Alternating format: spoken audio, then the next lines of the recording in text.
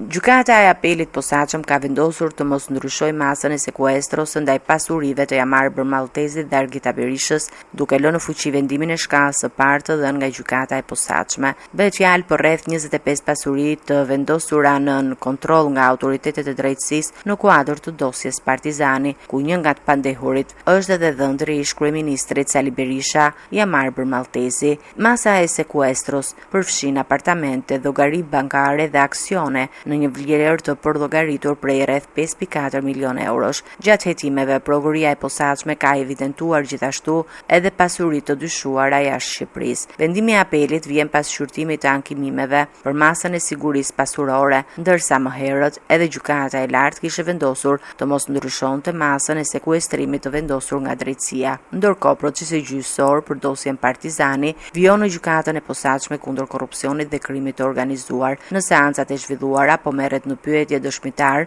përfshir ish funksionar të lartë lidhur me procedurat e privatizimit të ish kompleksit sportiv Partizani. Në këtë proces janë pandehur Sali Berisha, Jamarber Maltezi dhe persona të tjerë, ndërsa çështja vijon të jetë në fazën e shqyrtimit në themel.